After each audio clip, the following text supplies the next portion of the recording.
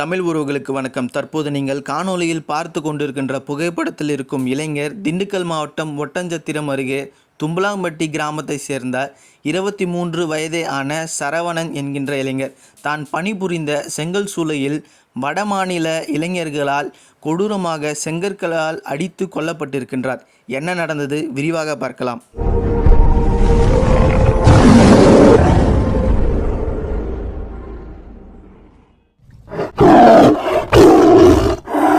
சரவணன் திண்டுக்கல்லில் உள்ள தேவி சேம்பர் என்கின்ற செங்கல் சூளையில் கேஷியராக பணிபுரிந்து வருகின்றார்.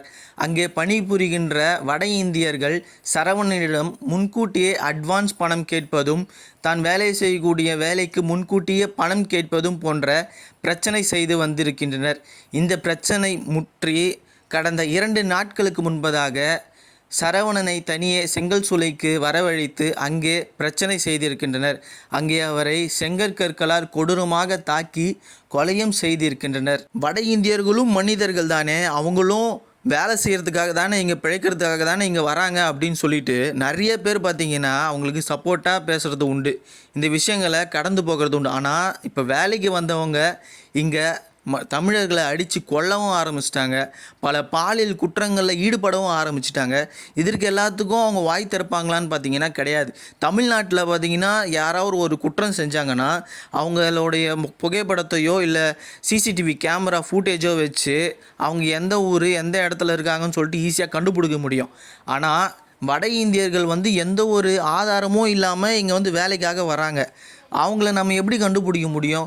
கொஞ்ச நாட்களுக்கு முன்னாடி கூட பார்த்தீங்கன்னா கும்மிடிப்பூண்டியில் ஒரு சிறுமியை ஒரு வடமாநில இளைஞர் பாலியல் வன்கொடுமை செஞ்சான். அவனை தேடி கண்டுபிடிக்கிறதுக்கே 11 நாள் கிட்ட மேலே ஆயிடுச்சு. அந்த காணொலி ஃபுட்டேஜை சரியாக பண்ணி அந்த மாதிரி முகத்தில் இருக்கிறவன் எவன் இருக்கிறான்னு தேடி கண்டுபிடிக்கிறதுக்கே 11 நாள் ஆயிடுச்சு. அப்போ இங்கே வட மாநிலத்தவர்கள் வராங்கன்னா அவங்க குறைஞ்ச வேலைக்கு குறைஞ்ச காசுக்கு வேலை செய்கிறாங்க அப்படின்ற காரணத்தினால அவங்களுக்கு வேலை வழங்குறதுனால அவங்ககிட்ட எந்த ஒரு ப்ரூஃபும் நம்மக்கிட்ட கிடையாது. அவன் நாளைக்கு எதனா ஒரு குற்ற சம்பவத்தில் ஈடுபட்டுட்டு இங்கேருந்து தப்பிச்சு போயிட்டேன்னா அவனை கண்டுபிடிக்க கூட முடியாது.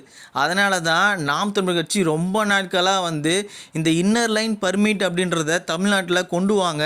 அவன் வரானா அவன் வேலைக்கு தான் வரான், நாங்களும் அப்படி தான் பார்க்குறோம். வேலைக்கு வரவன் வேலைக்கு மட்டும் வந்தால் பரவாயில்ல, அவனுக்கு இங்கேயே ஓட்டு உரிமை, அவன் எதுக்கு வரான் என்ன பண்ண போகிறான்ட்டு எதுவுமே தெரியாத அளவுக்கு இருந்தால் அது தமிழர்களுக்கான அச்சுறுத்தல் தான். ஏற்கனவே தமிழர்கள் செய்யக்கூடிய எல்லா வேலையிலுமே வட இந்தியர்கள் வந்துட்டாங்க. அதனால் தமிழர்களுக்கு வேலை வாய்ப்பும் போகுது, அவனுடைய பொருளாதாரமும் போகுது. இப்போ அது மட்டும் இல்லாமல் வட இந்தியர்களால் நடைபெறுகின்ற இப்படி போன்ற மோசமான சம்பவங்களும் அதிகரிச்சுக்கிட்டே வருது. இதுக்கு தமிழ்நாடு அரசு உடனடியாக நடவடிக்கை எடுக்கணும்னு நாம் தமிழர் கட்சி வலியுறுத்தி வந்துட்டு இருக்குது. கடந்த சில ஆண்டுகளுக்கு முன்னாடி பார்த்திங்கன்னா தமிழ்நாட்டில் வட இந்தியர்கள் தாக்கப்படுறாங்க அப்படின்னு ஒரு பொய் செய்தி பரவனதுக்கு பீகார் மாநிலம் நாடாளுமன்றம் வரையும் அந்த பிரச்சனை போயிட்டு அங்கேருந்து பீகார் அரசு தமிழ்நாட்டுக்கு ஒரு ஆய்வு அதிகாரிகளை அமைச்சு இங்கே அதுமாரி தாக்கப்படுறாங்களா அப்படின்னு சொல்லிட்டு ஆய்வு நடந்துச்சு. ஆனால் இங்கே நடக்கின்ற ஏகப்பட்ட வட இந்தியர்களால் நடைபெறுகின்ற இது போன்ற சம்பவங்களுக்கு தமிழ்நாடு அரசு இதுவரை என்ன பண்ணியிருக்குன்னு பார்த்தீங்கன்னா ஒன்றுமே இல்லை அப்படின்றது தான் நம்ம சொல்லணும். சொல்லப்போனால் இப்போ இருக்கின்ற முன்னணி செய்தி நிறுவனங்கள் கூட இந்த சரவணனுடைய படுகொலையை செய்தியாக வெளியிடலை. நாம் தமிழர் கட்சி மட்டும்தான் அவர்களுக்கு உறுதுணையாக கூட நின்று போராடி வருது. தும்பலப்பட்டியில் நேற்று ஒரு சேம்பர் தேவி செங்கல் சூளையில் சேம்பருக்குள்ள ஒரு இளைஞன் அடித்து கொலை செய்யப்பட்டிருக்காரு. இது செய்தி அறிந்து நேற்று காலையே நாம் தமிழர் கட்சி உறவுகள் அங்கே போய் களத்தில் நின்று ஆய்வு செய்து பார்க்கும்போது மக்களை உணர்வை தூண்டிட்டு திசை திருப்புற வேலையை காவல்துறை பல வழிகளில் செஞ்சிருக்கிறாங்க. அங்கிருந்து அங்க இருக்க அந்த இறந்த உடலை எடுத்துக்கொண்டு நேரா பழனிக்கு உடற்கூறு ஆய்வு கொண்டு போறோம் அப்படின்னு சொல்லிட்டு அங்க கொண்டு போகாம உறவினர்களுக்கும் தெரியாம பெற்றோர்களுக்கும் தெரியாம நேரா திண்டுக்கல் மாவட்ட தலைமை மருத்துவமனைக்கு இங்கே கொண்டு வந்துருக்காங்க. இங்க எங்களுக்கு செய்தி சொன்னது தான் நாங்க பெற்றோர்களுக்கு செய்தி சொல்றோம். அதுக்கப்புறம் பெற்றோர்களை திசை திருப்பி அலைக்கழித்து ஒரு பொய்யான ஒரு நாடகத்தை உருவாக்கி 6 பேரை கைது செஞ்சிருக்கோம், 4 பேரை பிடிச்சி வச்சிருக்கிறோம், விசாரிச்சுக்கிட்டு இருக்கிறோம், உண்மை தெரிஞ்சவனே நாங்கள் குற்றவாளி மேல நடவடிக்கை எடுப்போம் அப்படின்னு சொல்லி மாறி மாறி காவல்துறை திசை திருப்பிட்டே இருந்தாங்க. இன்னைக்கு காலையில பெற்றோர்கள் விழிப்புணர்வு இல்லாம என்ன செய்யறதுன்னு தெரியாம இன்னைக்கு திங்கட்கிழமை மாவட்ட ஆட்சியர் அலுவலகத்தில் மனு நாள், அந்த மனு நாள்ல போய் வரிசையில நிக்கிறாங்க. இந்த எஃப்ஐஆர் காப்பி வச்சிருக்கோம். யார் இப்படி திசை திருப்பா என்னன்னு தெரியல. ஆனா மாவட்ட ஆட்சியர் பேச்சுவார்த்தை நடந்து கூப்பிடுறாரு, வாங்க அப்படின்னு சொல்லி கூப்பிடும்போது நாங்க விரைவா அங்க போய் பார்க்கும்போது இவங்க மனு நாள்ல வரிசையில உட்காந்துருக்காங்க. அப்ப அங்கிருந்து பெற்றோர்கள் அழைத்துட்டு வந்து நாங்க பேசும்போது எங்களுக்கு என்ன செய்யறதுன்னு தெரியல அப்படின்னு கேட்கும்போது தான் நாம் தமிழர் கட்சி முழுமையா அந்த பிரச்சனையை கையில் எடுக்கு. இங்க முழுக்க முழுக்க நடந்திருக்கிறது வந்து வட இந்தியர்களால தாக்கப்பட்டு ஒரு தமிழ் இளைஞன் தமிழ்நாட்டை சேர்ந்தவன் கொலை செய்யப்பட்டிருக்கான் அப்படிங்கறதா உண்மை. இது என்ன அப்படின்னா இந்த தேவி சேம்பர்ங்கிறது திண்டுக்கல்ல இருக்கக்கூடிய பெரிய சேம்பர், பெரிய நெட்வொர்க். நிறைய இடங்கள்ல வந்து இவங்க வந்து செங்கல் உற்பத்தி செய்யறாங்க. இந்த உற்பத்தி செய்யற ஒரு செங்கல் கூட திண்டுக்கல்ல விற்பனையாகிறது கிடையாது. எல்லாமே ஏற்றுமதிக்கு தான் போகுது.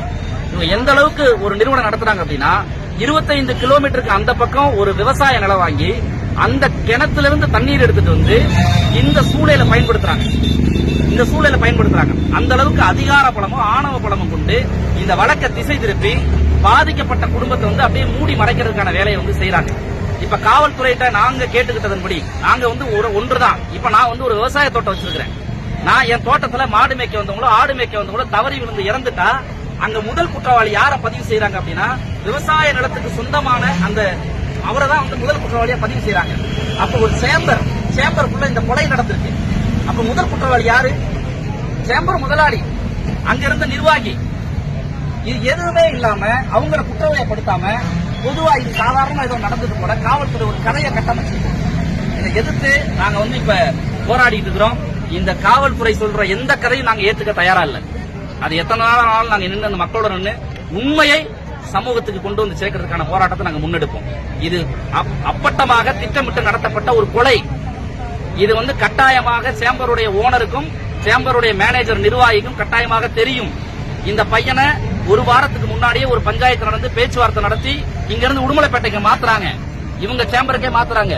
அங்கிருந்து விடுமுறைக்கு கோயில் திருவிழாவுக்கு வந்த பையனை வீட்டுக்கு வந்து நுழையாங்குள்ளாட்டியும் ஓனர் உன்னை கூட்டிட்டு வர சொல்றாருன்னு ஒரு பையன் கூட்டிட்டு போறாரு. அந்த பையன் என்ன இது வரைக்கும் சொல்லல. அவரை பத்தி விசாரணை கிடையாது. அவர் கைது செய்யல. ஆனா உள்ள கூட்டிட்டு போயிட்டு இரவு 9 மணிக்கு இந்த பையனோட அப்பா வந்து அவருக்கு அழைப்பு கொடுக்குறாரு, பேசுறாரு. நான் வந்துடுறேன், சேம்பர்ல தான் இருக்கேன், வந்துடுறேன்னு சொல்றாரு. ஆனாலும் வரல. காலையில பையன் வந்துருவான்னு நினைச்சு இவங்க உடுமலைப்பட்டிக்கு திருவிழாக்கு போயிடுறாங்க. காலையில 6:30 மணிக்கு ஊர் மக்கள் அந்த சேம்பருக்கு உள்ள போய் பார்க்கும்போது அந்த பையன் பிணமா கிடக்குறான். இவங்க இறந்து போயிட்டான்னு கூட பெற்றோர்களுக்கு எந்த தகவலும் கொடுக்கல. அப்ப இது திட்டமிட்டு நடத்தப்பட்ட இந்த கொலையை காவல்துறை திசை திருப்புவதற்கு ஒரு போலியான ஒரு நாடகத்தை ஏற்படுத்திட்டு இருக்காங்க. அது ஒருபோதும் ஏற்றுக்கொள்ள முடியாது. கொலை நடந்து நேற்று மக்கள் ஒன்று கூடி அந்த இடத்த ஆர்ப்பாட்டம் பண்ணி முற்றுகையிட்டு இருக்கும் போதே ஒரு பெண்ணை வைத்து ஒரு தவறான செய்தியை பரப்புறாங்க. உங்க பையன் குடிச்சிட்டு உள்ள போயிருக்காரு, ஒரு பெண்ணிட்ட பழக போயிருக்காரு, ஒரு பெண்ணிட்ட பேச போயிருக்காரு அப்படின்னு பொய்யான செய்தியை கடத்துறாங்க. இப்ப அந்த பெண்ணை நம்ம கேட்கும் போது அந்த பெண் இல்ல எனக்கு சொன்னாங்க, அதனால நான் சொன்னேன் அப்படின்னு சொல்லி சொல்றாங்க. அவங்க பேசுனதுக்கான குரல் பதிவு நாங்க வச்சிருக்கிறோம். அப்ப காவல்துறை திட்டமிட்டு நடத்தக்கூடிய இந்த நாடகத்தை இது என்னன்னு சொல்றது? அதிகார வர்க்கத்துக்கு மட்டும்தான் துணை நிற்குமா அரசு நிர்வாகம்? எளிய மக்கள் இப்படியே சாவ வேண்டியதானா? இப்ப அவங்க வீட்டுல ஒருத்தர் செத்து போயிட்டு நாங்க இது மாதிரி ஒரு நடவடிக்கை எடுங்க அப்படின்னு சொன்னா காவல்துறை ஏத்துக்குமா? சண்முகவேல்னு ஒரு காவல்துறை அதிகாரியை ஒன்ன உடனே சுட்டு பிடிச்சதுங்க. ஏன் இன்னைக்கு யாரையும் சுடல? செத்தது அவங்கள ஒருத்தவங்க இல்லைங்க அப்படிங்கறனாலயா? நாளைக்கு காவல்துறை வீட்டுல ஒரு மகனை இதே போல ஒரு வடக்கன் அடிச்சு கொள்ள மாட்டான்னு என்ன நிச்சயம் இருக்கு? அதனால இதை நாம் தமிழர் கட்சி விட போறதில்ல. வலுவா நின்று எதுக்கும் உண்மையை மக்களுக்கு சொல்லுகிறவரை நாங்க ஓய போறதில்ல. யாரு எடுத்தாலும் யாரு தடுத்தாலும் நாங்க மக்களோட நின்று மக்களுக்கு உண்மையை கடத்த நாங்க தயாரா இருக்கோம். நன்றி. கவினுடைய மரணத்தை கூட இந்த காவல்துறையும் ஊடகங்களும் திசை திருப்பி மூட தான் பார்த்துச்சு. ஆனால் நாம் தான் அதை வலைத்தளங்களில் பரப்பி அதை பேசு பொருளாக்கி அதற்கான நீதியை கிடைக்கவும் நம்ம பாடுபட்டோம். அதே போல் இந்த விஷயத்தில் சரவணனுக்கு நடந்த இந்த கொடுமையையும் நம்ம தான் பலருக்கு தெரிவித்து பலருக்கு ஷேர் பண்ணி இந்த விஷயத்தில் நம்ம ஒன்று சேர்ந்து போராட வேண்டியது நம்மளுடைய கடமையாக இருக்குது. தமிழர்கள் அனைவரும் நீங்கள் தமிழர்கள் என்ற உணர்வு இருந்தால் கண்டிப்பாக சரவணனுடைய மரணத்திற்கு நீங்கள் குரல் கொடுக்கணும்னு நான் கேட்டுக்கிறேன். மீண்டும் இது போன்ற சம்பவங்கள் எதுவும் நடைபெறாமல் இருக்க இன்னர் லைன் பர்மிட்டை தமிழ்நாடு அரசு நடைமுறைப்படுத்தணும்னு சொல்லிட்டு நம்ம எல்லாரும் ஒன்று சேர்ந்து ஒரே குரலாக ஒலிக்கணும்னு நான் உங்ககிட்ட தாழ்மையாக கேட்டுக்கிறேன். தயவு செஞ்சு இந்த விஷயத்தை உங்கள் நண்பர்களுக்கும் மற்றவர்களுக்கும் நீங்கள் பகிர்ந்து கொள்ளுங்கள். நமக்கான நீதி நிச்சயம் கிடைக்கும் அப்படின்னு நம்புவோம். இங்குன் நாட்டில் கிழுக்கழுதை ஆட்சியா கைவிரித்து வந்த கயவர் நம்மிடை பொய் விரித்து நம் புலன்கள் மறைத்து தமிழுக்கு விலங்கிட்டு தாயகம் பற்றி நமக்குள்ள உரிமை தமக்கென்பாரெனில் வழி வழி வந்த உன் மரத்தனம் எங்கே மொழிப்பற்றெங்கே விழிப்புற்றெழுக.